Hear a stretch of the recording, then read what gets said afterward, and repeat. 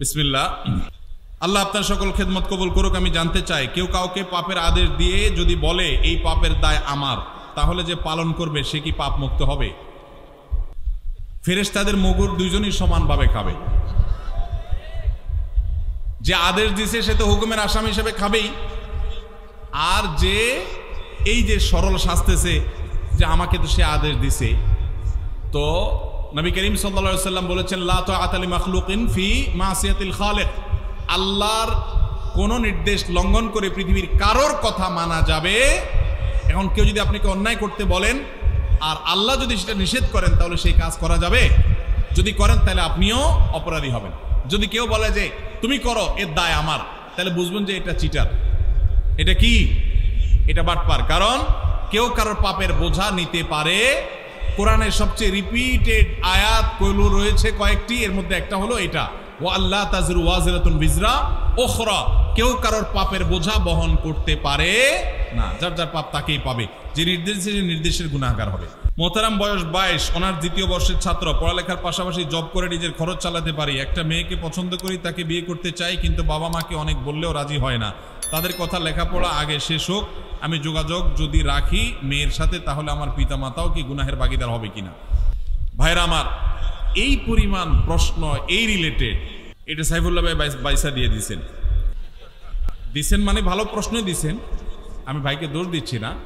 আমি বলতেছি এরকম প্রশ্ন 20টা আসলে একটার উত্তর দেওয়া লাগে। এখানে অনেক বাবাজিরা আছেন, গ্রাম এলাকা, একটু মনোযোগ দিয়ে শুনেন আল্লাহর হস্তে। এই যুগে বহু মুরব্বীরা, বহু বাবাজিরা, বহু চাচিরা তাহাজ্জুদ পড়তে পড়তে কপালে দাগ ফেলে দেওয়ার পরও শুধু জাহান্নামে যাবে ছেলেকে সময় মতো বিয়ে না করার কারণে।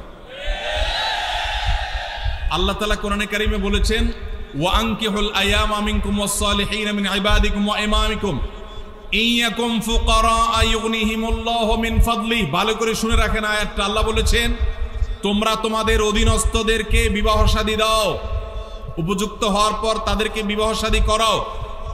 এই আয়াতের শেষাংশটা দেখেন কত ইন্টারেস্টিং। আল্লাহ বলেছেন ইয়াকুনু ফুকারা, তারা যদি গরিব হয়, অভাবীও হয়, ইউগনিহিমুল্লাহু মিন ফাদলি, তুমি বিয়ে করাও, আল্লাহ তাআলা তাদের অভাব দূর করে দিবে।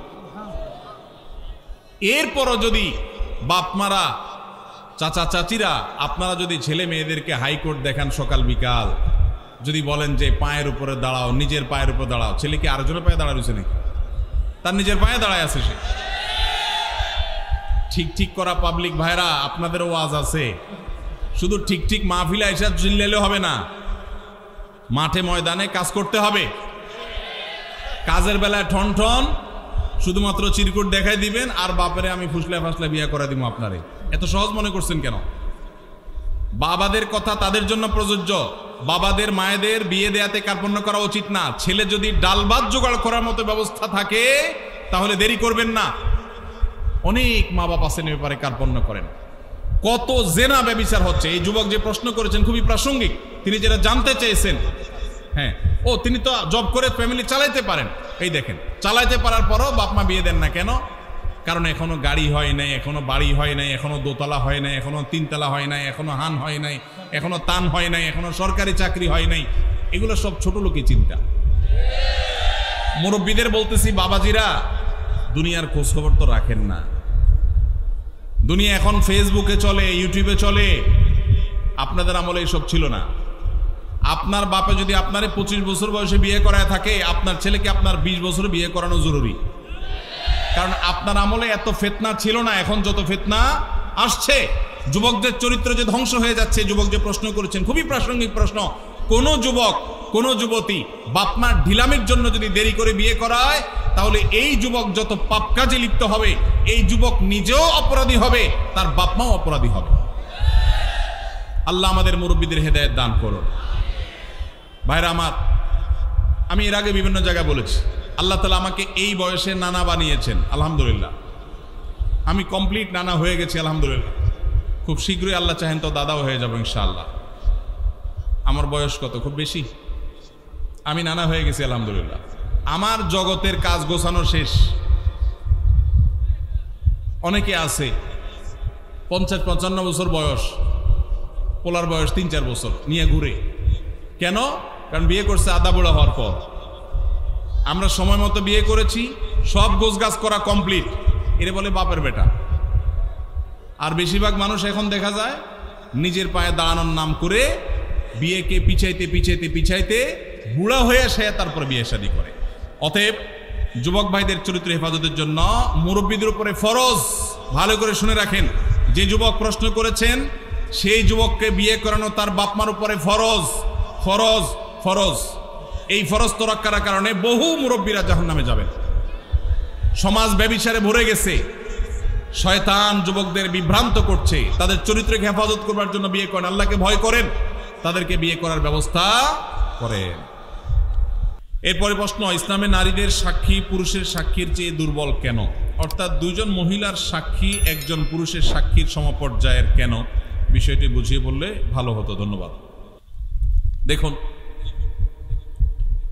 ইসলামে বিভিন্ন চুক্তি, লেনদেন, কায় কারবার, এগুলোর সাক্ষ্য দেওয়ার ক্ষেত্রে দুইজন নারীর সাক্ষ্যকে একজন পুরুষের সাক্ষর সমান ধরা হয়েছে।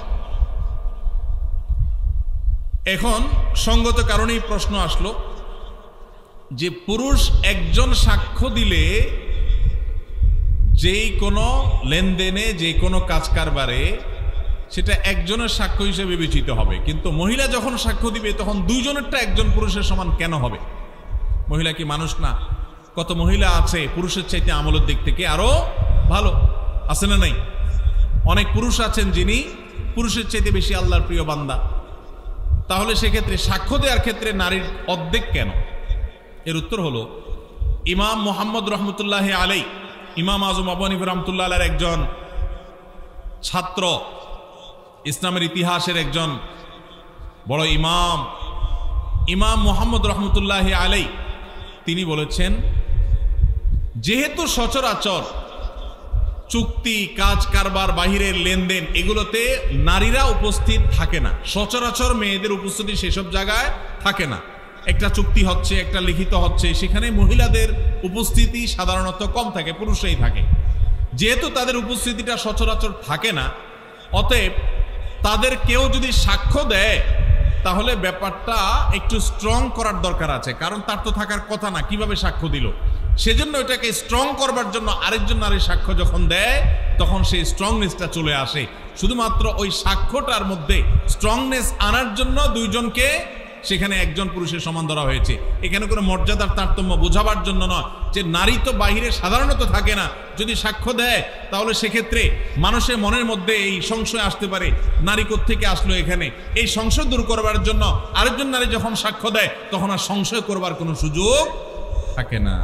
তাহলে এখানে মর্যাদার কোনো পার্থক্যের জন্য এটি করা হয়নি, এটা আমি মুহাম্মদ রহমতুল্লাহ বলেছেন। আর অনেক ইমামগণ অনেক ব্যাখ্যা দিয়েছেন।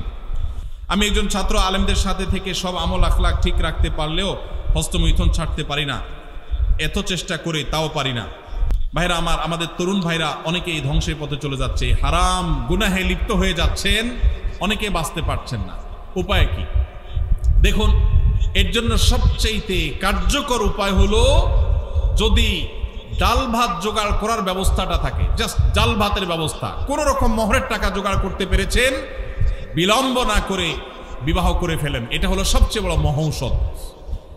নাম্বার 2, যদি আপনার এই মুহূর্তে বিবাহ করবার মতো শারীরিক আর্থিক সঙ্গতি না থাকে, সার্বিক সঙ্গতি না থাকে, তাহলে সেক্ষেত্রে আপনি এই বদভ্যাস থেকে বাঁচার জন্য নাম্বার 1, যে সমস্ত মোবাইল বা আপনার কম্পিউটার স্ক্রিন থেকে হারাম জিনিস দেখে আপনি হারাম কাজ করেন, সেইগুলো থেকে নিজেকে বিচ্ছিন্ন করে ফেলেন। একটু অপারেশন করতে হবে, নিজের স্মার্টফোনটা বিক্রি করে একটা বাটন ফোন কিনে ফেলার। একটু কষ্ট হবে প্রথম প্রথম, বন্ধু বান্ধবদের সাথে সম্পর্ক যোগাযোগ রাখতে একটু অসুবিধা হবে।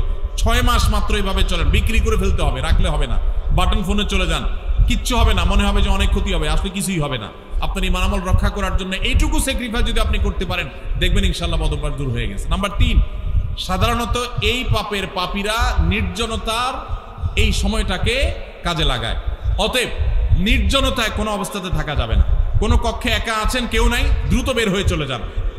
চেষ্টা করেন কোনো মানুষের মধ্যে থাকার জন্য, একাকী থাকবেন না।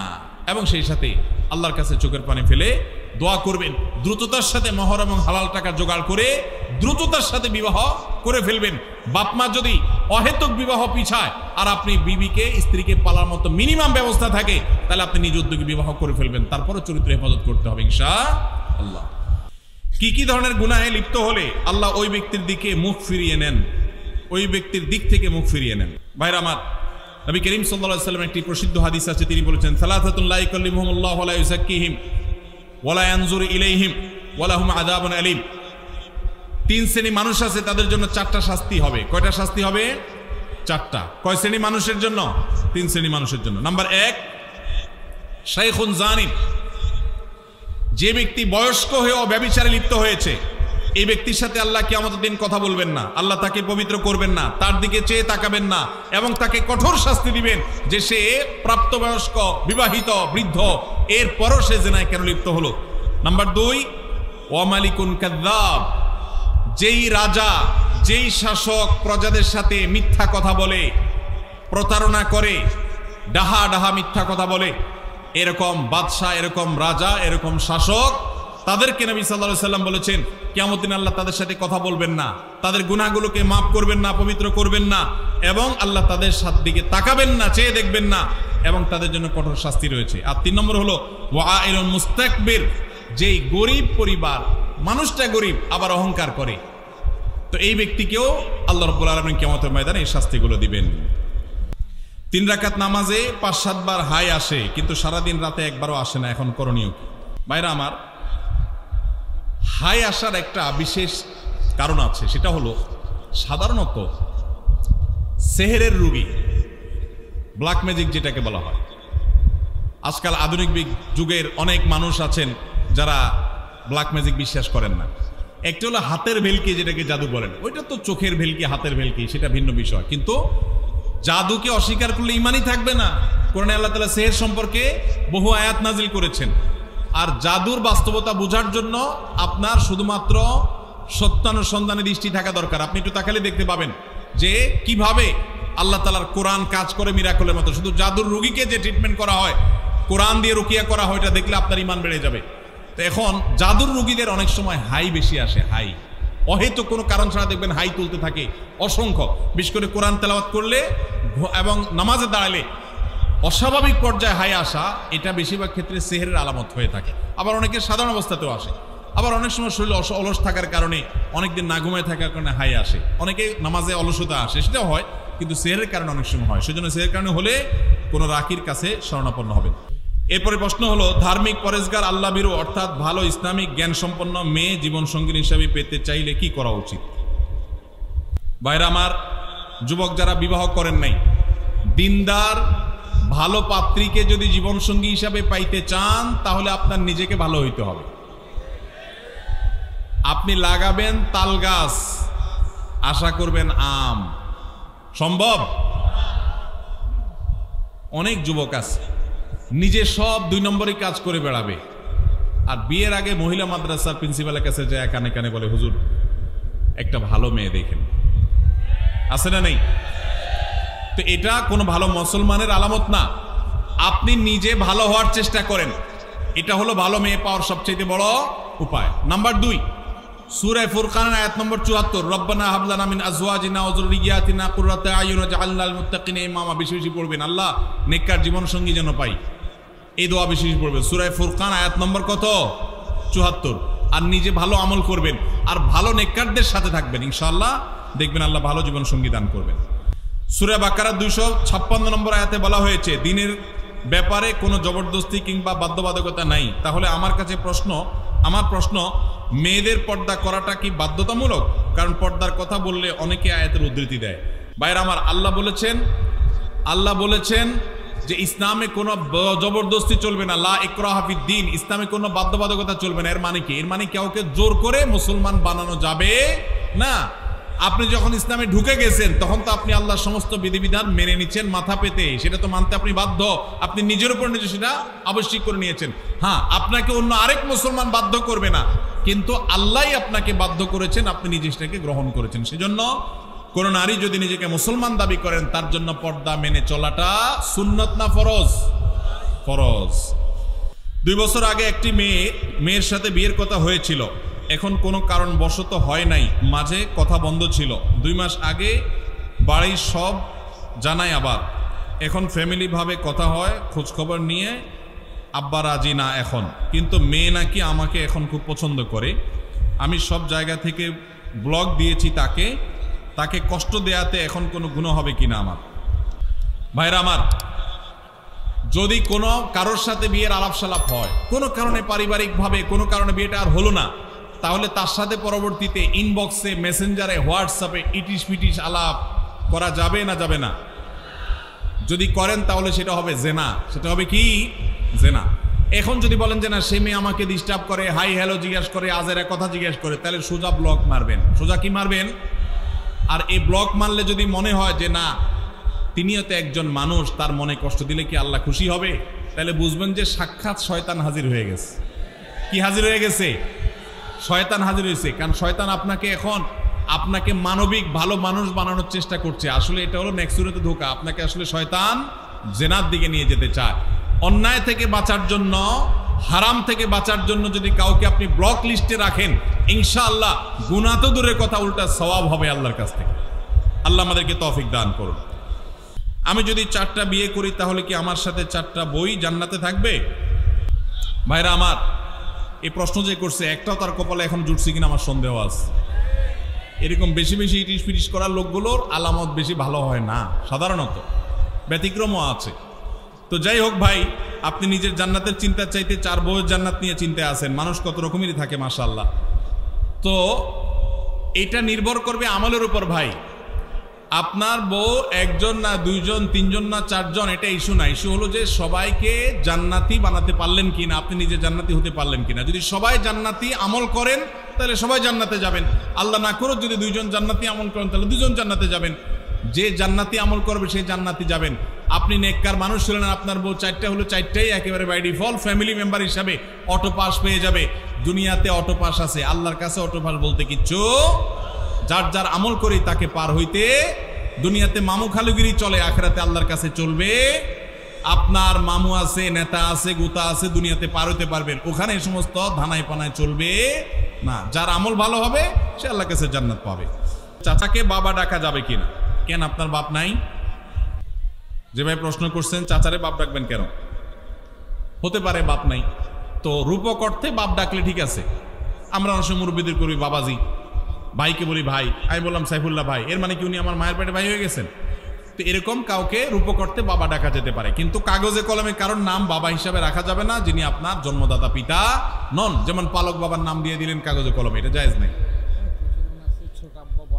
ও আচ্ছা, এলাকার প্রচলন আছে চাচাকে ছোট আব্বা, বড় চাচাকে বাপের বড় যিনি তাকে বড় আব্বা বলার, এরকম প্রচলন আছে। এটা কোনো অসুবিধা নাই, কারণ এখানে হাকিকি অর্থে বাবা ডাকা হয় না। আল্লাহ বলেছেন উদউহুম লিআবাইহিম হুয়া আকসাতু ইনদাল্লাহ, মানুষকে তার বাবার নামে ডাকবে। এখানে চাচাকে যে বাপ বলা হচ্ছে এটা অরিজিনাল একদম প্রকৃত অর্থে বাবা, সে অর্থে না বাবার মতো।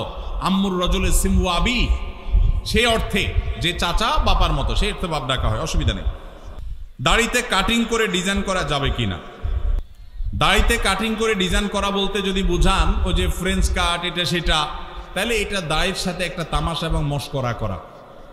নবী করিম সাল্লাল্লাহু আলাইহি সাল্লাম বলেছেন আফুল্লুহা, তোমরা দাড়িকে লম্বা করো, আর খুল্লুহা, দাড়িকে ছেড়ে দাও। পরিষ্কার নির্দেশ নবীজির।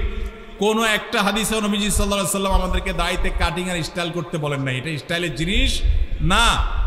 যারা দাড়ি রাখতে ইতস্তত বোধ করেন তাদেরকে বিনয়ের সাথে বলতে চাই, এটা পুরুষত্বের মার্কা। এটা কিসের মার্কা? আল্লাহ নারীর শরীরে যা যা দিয়েছেন, নখ আপনারটা বাড়ে, মহিলাদেরটাও বাড়ে। আপনার মাথার চুল আছে, তাদেরও আছে। আপনার শরীরের অঙ্গ প্রত্যঙ্গে যেখানে যেখানে যা যা আছে, লোম অবাঞ্ছিত সব তারও আছে। শুধু 2টা জিনিস, দাড়ি আর গোপ, এগুলো নারীকে আল্লাহ দেন না, আল্লাহ আপনাকে দিয়েছেন। এর জন্য গোপটা ছোট ছোট রাখা আর দাড়ি লম্বা রাখা, এটা পুরুষত্বের আলামত। এখন আপনি যদি বলেন যে আমি হিজড়া হয়ে যাব, তাহলে আমার কি করার? আল্লাহ আমাদের ভাইদেরকে হেদায়েত দান করুন। এটা পুরুষত্বের মার্কা, এটা রাখতে কোনো কার্পণ্য করা উচিত না। আমরা অনেকে জাতে ওঠার জন্য দাড়ি রাখতে চাই না, তবে দাড়ি যদি কেউ আমাদের কোনো ভাই কেটে ছোট রাখে, আমরা তাকে অ্যাপ্রিসিয়েট করি, আলহামদুলিল্লাহ আমার ভাই শুরুটা করে দিয়েছে, আল্লাহ তার দায়টাকে বড় করার তৌফিক দিবে ইনশাআল্লাহ।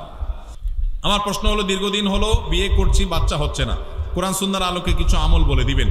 যাদের বাচ্চা হচ্ছে না তাদের জন্য ইব্রাহিম আলাইহিস সালাম এবং জাকারিয়া আলাইহিস সালামের কয়েকটা দোয়া কোরআনে আল্লাহ বর্ণনা করেছেন। নাম্বার 1, রব্বি হাবলি মিনাস সলিহিন, রব্বি হাবলি মিনাস সলিহিন। এমনকি যারা এখনো বিবাহ করেন তারা এখন থেকেই এই দোয়া পড়তে পারেন, রব্বি হাবলি মিনাস সলিহিন, আল্লাহ আমাকে নেক সন্তান দান করুন। 1। নাম্বার 2, রব্বি হাবলি মিন লাদুনকা যুররিয়াতান তাইয়্যিবাহ ইন্নাকা সামিউদ দুআ, আল্লাহ আপনি পবিত্র সন্তান দান করেন কারণ আপনি দোয়া শুনেন। নাম্বার 3, রব্বি লা তাজআলনি ফারদা ওয়া আনতা খায়রুল ওয়ারিসিন, রব্বি লা তাযারনি ফারদা ওয়া আনতা খায়রুল ওয়ারিসিন, আল্লাহ আমাকে একা রেখে দিবেন না, আপনি সর্বোত্তম ওয়ারিস। 3টা দোয়া শিখিয়ে দিলাম, এগুলো বেশি বেশি করে পাঠ করবেন। আর একটা জিনিস মাথায় রাখবেন, আল্লাহ যদি সন্তান নাও দেন, আল্লাহর এই ফয়সালা আমরা খুশি না না খুশ? আল্লাহ যদি একটা সন্তান দেন আর বিকলাঙ্গ হয়, তার চাইতে না দিলে ভালো না খারাপ? অতএব আল্লাহর ফয়সালাকে মেনে নেওয়ার মানসিকতা থাকতে হবে। নিচে ইফতার করার পর যদি বিমান আকাশে উড়ে এবং উপরে উঠার পর সূর্য দেখা যায়, তাহলে সেই রোজা কি পুনরায় রাখতে হবে? খুবই দরকারি প্রশ্ন, বিশেষ করে আমাদের প্রবাসী ভাইদের জন্য গুরুত্বপূর্ণ। অনেক সময় হজ ওমরাতে গেলেও আমাদের দরকার হয়। এটা ঠিক যে নিচে যখন আমরা সূর্য ডুবে গেছে দেখি, অনেক সময় অনেক উপরে উঠলে দেখা যায় সূর্য তখনও ডুবে নাই, উপর থেকে সূর্য দেখা যায় যে একটু পরে ডুবছে। এখন কেউ বিমানে বসছে, বিমান ছেড়ে দিবে, রানওয়েতে আছে, এদিকে ইফতারের টাইম হয়ে গেছে, সূর্য ডুবে গেছে, মাগরিবের ওয়াক্ত হয়ে গেছে, আজান হয়ে গেছে, তিনি খেজুর পানি খেয়ে বিসমিল্লাহ পড়ে রোজা ভেঙে ফেলেছেন। বিমান রানওয়ে দিয়ে আস্তে করে আপনার ফ্লাই করেছে। এই বিমান উড্ডয়নের পর উপরে যাওয়ার পর দেখা যাচ্ছে আরে সূর্য দেখা যাচ্ছে, নিচে কিন্তু সূর্য ডুবে গেছে। এখন সেই রোজা আবার রাখতে হবে কিনা? খেয়ে তো ফেলছে আগেই। উত্তর হলো এই রোজা আর রাখা লাগবে না, কারণ তিনি রোজা পরিপূর্ণ করে ফেলেছেন। একজন মানুষ রোজা পরিপূর্ণ করার পর যদি কোথাও যান, যে দেখেন যে না সেখানে রোজা চলছে, তাহলে তার আগের রোজা যে বাতিল হয়ে গেছে তা কিন্তু না, সে রোজা তার রাখতে হবে না, আর সে রোজা তার আদায় হয়ে যাবে ইনশাআল্লাহ। কারণ তিনি যখন যেখানে আছেন সেখানকার সূর্য ডুবা দেখে তিনি আমল করবেন। সূর্য ডুবে গেছে, অতএব তিনি ইফতার করে ফেলেছেন, তার রোজা হয়ে যাবে ইনশাআল্লাহ। এরপরে প্রশ্ন হলো, পরীক্ষার খাতায় বা কুইজে ভুল লিখে আসলে পরবর্তীতে দোয়া করে ভুল উত্তর সঠিক করার কোনো উপায় আছে কি না? লা হাওলা ওয়ালা কুওয়াতা, এটা কি প্রশ্ন না তামাশা? হ্যাঁ, একবার আমার নামও লিখে দিয়েছি শেষে দিয়ে সুন্দর করে। ভাই, এই প্রশ্ন আমার ফাঁকিবাজ ছাত্র ভাইয়ের প্রশ্ন। আপনাদেরকে একটা মার্কা দেই, মার্কা একটা আলামত দেই, ফাঁকিবাজ ছাত্র বোঝার একটা আলামত। হুজুরদের কাছে যেসব ছাত্র প্রশ্ন দিবে, হুজুর কোন আমল করলে পরীক্ষার খাতা একেবারে ফরফরায় লিখতে পারবো, সহজে লিখতে পারবো, একটু কলম পড়া দেন হুজুর, ফু দিলে জানে কলমে একেবারে গুলির মতো চলতে থাকে। এগুলো বেশিরভাগই ফাঁকিবাজ ছাত্রদের আলামত। ভালো ছাত্র যারা, তারা পড়ালেখা করে ঠিকঠাক মতো, আবার আল্লাহর কাছে দোয়া করে যায় পরীক্ষা দেয়, শেষ।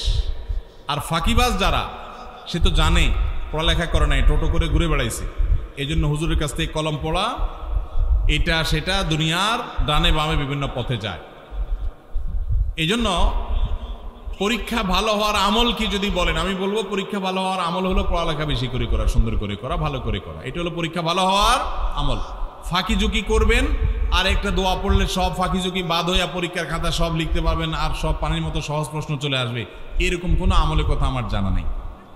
ইসলাম অলসদের জন্য না, ইসলাম পরিশ্রমীদের জন্য। নবীজি আল্লাহর কাছে পানা চাইতেন, আল্লাহুম্মা ইন্নী আউযু বিকা মিনাল আজজি ওয়াল কাসাল, আল্লাহ আপনার কাছে আমি অলসতা থেকে পানা চাই। আপনি অলস থাকবেন আর বলবেন আমি শুয়ে থাকবো, আল্লাহ আমার মুখে খাবার পাঠায় দেখ, এরকম কোনো আমল আমার জানা নাই।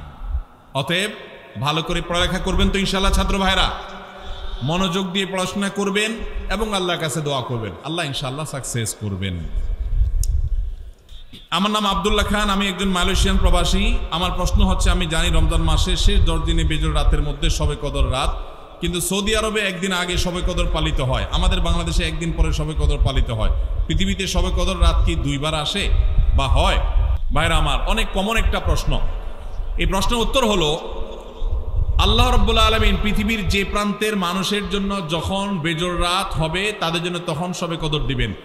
এটা অস্বাভাবিক নয় যে বাংলাদেশের মানুষ যে রাত শবে কদর করেছে, সৌদি আরবের মানুষ ভিন্ন রাত শবে কদর করেছে। কারণ আমাদের এখানে যখন এখন রাত চলছে, ঠিক এই টাইমে আমেরিকাতে ফকফকা দিনের আলো, ঠিক না ভাই? ঠিক। তাহলে আমাদের যদি এখন শবে কদর হয়, আমেরিকান মানুষদেরকে এখন শবে কদর হওয়ার সুযোগ আছে? শবে কদর মানে হলো কদরের রাত, তাদের তো রাতই না, এখন দিন।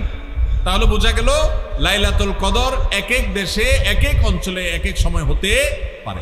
এখন আপনি প্রশ্ন করতে পারেন যে এক এক এলাকায় যদি এক এক সময় রাত হয়, লাইলাতুল কদর হয়, তো আল্লাহ তো লাইলাতুল কদরে দুনিয়ার আসমানে নেমে আসেন, তো এক এক অঞ্চলে এক এক সময় হলে আল্লাহ কখন কোথায় থাকেন? এর উত্তর হলো, আমরা মানুষ এক জায়গায় উপস্থিত হলে আরেক জায়গায় উপস্থিত থাকি না। আল্লাহকে আমরা আমাদের মতো বিবেচনা করি। আল্লাহ রাব্বুল আলামিন তিনি সব কিছু করতে পারেন। একই সময় কোথাও তিনি উপস্থিত, আবার কোথাও অনুপস্থিত। একই সময় কাউকে তিনি মৃত্যু দিচ্ছেন, আবার কোথাও কাউকে জীবন দিচ্ছেন। তার সাথে আমাদের সক্ষমতার কোনো তুলনা চলে না। তার জন্য কোনো অসম্ভব বলতে কোনো কিছুই নাই। সূর্য একসাথে বহু জায়গায় তার উপস্থিতি জানান দিতে পারে, কিন্তু আমরা এক জায়গায় গেলে আরেক জায়গায় যাইতে পারি না। বিধায় এখানে পার্থক্য আছে। আস-সুন্নাহ ফাউন্ডেশন যে এত বড় বড় সেবার কাজ পরিচালনা করে, এত টাকা কোথায় পান? ভাইরা আমার, আস-সুন্নাহ ফাউন্ডেশনের অনেক কার্যক্রম আপনারা দেখেন অনলাইনে, অফলাইনে, বিভিন্নভাবে। মূলত একটা প্রজেক্ট বাস্তবায়ন করতে আমরা যে পরিমাণ টাকা খরচ করি, অনেকে মনে করেন এর চাইতে অনেক বেশি টাকা লাগে। আমাদের দেশে রাষ্ট্রের সম্পদ যদি অপচয় তসরুফ না হতো, তাহলে এই দেশ শুধু রাষ্ট্রের যে সম্পদ খরচ করা হয় ওইটা দিয়েই রাষ্ট্রশূন্য হয়ে যেত, খুব বেশি কিছু লাগতো না। শুধু দুর্নীতি বন্ধ করলে, অপশাসন বন্ধ করা গেলে, অপচয় বন্ধ করা গেলে, রাষ্ট্রের টাকাকে যদি আমানত মনে করে কর্তা ব্যক্তিরা প্রতিটা টাকা চিবিয়ে রস কবি যেরকম বের করে নিজের পকেটের টাকাটার, ওইরকম রাষ্ট্রের টাকাটা যদি আমানত মনে করে খরচ করত, তাহলে যে পরিমাণ টাকা রাষ্ট্র খরচ করে তাতে রাষ্ট্রের আসলে তেমন কোনো সংকট থাকার কথা না। আমরা ক্ষুদ্র সেবামূলক কাজ করে আমরা দেখেছি যে একটা প্রজেক্টে 20-50 লাখ টাকা দিয়ে কত যে কাজ করা যায়, কত যে পরিবারকে স্থায়ীভাবে তাদের দারিদ্র্য বিমোচন করা যায়, অথচ শত শত হাজার কোটি টাকা চলে যায় আমাদের ছোটখাটো প্রজেক্টে। তো সেইগুলা যদি আমরা রোধ করতে পারতাম তাহলে আসলে টাকা অনেক বেশি লাগতো না। আস-সুন্নাহ ফাউন্ডেশন যে শত শত কোটি টাকা নিয়ে বসে আছে আর খরচ করে আসলে তা কিন্তু না। মূলত প্রথমত আল্লাহর বরকত, দ্বিতীয়ত হলো আমাদের একটা দীপ্ত শপথ আছে, সেটা হলো নিজের পকেটের টাকা খরচ করতে এত চিন্তা করব না, মানুষের দানের টাকা খরচ করতে যতবার চিন্তা করব। এবং আল্লাহর ফজলে সেজন্য আল্লাহ তাআলা বরকত দেন। এবং সেই সাথে যেই টাকা আসে তার সবই হলো আপনার সাধারণ মানুষের টাকা, একেবারে মাছ পিপল, একেবারে সাধারণ মানুষের যে টাকা, সেটা দিয়ে আস-সুন্নাহ ফাউন্ডেশন চলে আলহামদুলিল্লাহ। আপনারা যারা যুবকরা আছেন, এলাকায় সেবামূলক কাজ করতে চান, অনেকে চান কি চান না আপনারা অনেকে হয়তো বলবেন, ভাই আপনার ফাউন্ডেশন থেকে কিছু আমাদেরকে শীতবস্ত্র পাঠিয়ে দেন, কিছু টাকা পয়সা দেন, কিছু আমাদের ত্রাণ দেন, আমরা এলাকায় কাজ করি। যুবকদেরকে বলতে চাই, আপনারা যদি এলাকায় সেবামূলক কাজ করতে চান, আপনার এলাকায় সেই সব সেবার কাজ শুরু করে দেন যেগুলোতে টাকার দরকার হয় না। এরকম কাজ আছে না নাই? আপনার এলাকাতে একটা রাস্তা ভাঙা, আপনারা 4-5 যুবক মিলে সেই রাস্তাটা, ভাঙা রাস্তাটা মেরামত করে দেন শারীরিক পরিশ্রম করে। সম্ভব কি সম্ভব না? আপনি যখন এই কাজটা করবেন, আল্লাহ আপনাকে ইচ্ছে চেয়ে বেশি কাজ করার তৌফিক দান করবেন। সরকারি জায়গায় মসজিদ করলে জুমার নামাজ হবে কিনা?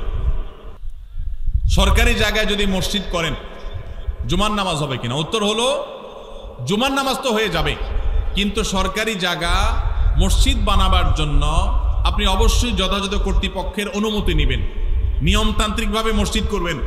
মসজিদ আল্লাহর ঘর, সেটা এই জন্য যেখানে সেখানে করবেন। সরকারি জায়গা পাইলেন আর মসজিদ একটা বানায় দিলেন, আদৌ দরকার আছে কিনা সেটার কোনো বিবেচনা নাই, এটা করা উচিত না। তবে এটা ঠিক, মুসলিম প্রধান দেশে মুসলমানদের নামাজ পড়ার জন্য একটা সরকারি বিরাট বড় এরিয়া আছে, সেখানে অনেক মুসলমান বসবাস করে, সেখানে নামাজ পড়ার জায়গা করে দেওয়া সেখানকার কর্তব্য ব্যক্তিদের কর্তব্য, তাদের কাছে সেটা আদায় করতে হবে।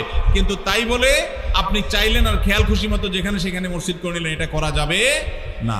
সরকারি জায়গা না, শুধু অন্য কারোর জায়গাতে এরকম মসজিদ করা উচিত না। তবে যদি করেন কেউ, সেই জায়গায় নামাজ আদায় করলে নামাজ হয়ে যাবে, কিন্তু নিয়মতান্ত্রিকভাবে মসজিদ আদায় করতে হবে, বানাইতে হবে। মসজিদে চেয়ারে বসে নামাজ পড়লে নামাজ হবে কিনা? ভাই, মসজিদে চেয়ারে বসলে নামাজ পড়লে নামাজ হবে কিনা? উত্তর হলো, যদি কেউ রুকু সেজদা দিতে অপারগ হন, অসুবিধা হন, তাহলে তার জন্য এটা জায়েজ হবে। কিন্তু আমাদের দেশে অনেকে একটু কোমর ব্যথা, একটু শরীরটা খারাপ লাগে, মেজমেজ করে চেয়ারে বসে নামাজ শুরু করে দেয়। এইরকম যদি করে তাদের নামাজ হবে না, কারণ আল্লাহ বলেছেন ওয়াকুমু লিল্লাহি কানিতিন, নামাজের মধ্যে দাঁড়ানোটা কি সুন্নত না নফল? ফরজ। এই ফরজ তরক করে যদি আপনি বলেন যে শরীরটা খারাপ লাগতেছে, চেয়ারে বসে গেলাম, একটু ভাবসাব ধরলাম, তাহলে নামাজ হবে না। যার রুকু সিজদা করার ক্ষমতা নাই, ডাক্তার তাকে কঠোরভাবে নিষেধ করেছে, মারাত্মক পেইন হয়, তার জন্য জায়েজ আছে। বাকি যেন তেন উসিলাতে এটা করা যাবে না। আমাদের এলাকা ফজরের আজানের আগে কিছুক্ষণ গজল জিকির করার পরে বিসমিল্লাহ বলে আজান শুরু করে, এটা কতটুকু সুন্নাহ? ভাইরা আমার, আজানের আগে কোনো বিসমিল্লাহ বলতে হবে না। আজানটা আল্লাহু আকবার, এটাই আল্লাহর নাম, এটাই জিকির। আবার বিসমিল্লাহ বলে আলাদা জিকির করার দরকার নাই, এটা সুন্নাহ দ্বারা সাব্যস্ত নয়।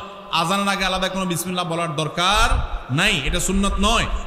দ্বিতীয়ত হলো, আজানের আগে আবার এই যে গজল গাচ্ছেন, মানুষকে ডাকতেছেন, তাহলে আজানটা কিসের জন্য? আজান তো মানুষকে ডাকার জন্য, এই জন্য এটা সুন্নাহ সম্মত কোনো কাজ হতে পারে না। কোন ইমামের যদি ঘুষ কেলেঙ্কারির অভিযোগ প্রমাণিত হয়, তাহলে তার পিছনে কি নামাজ সহি হবে?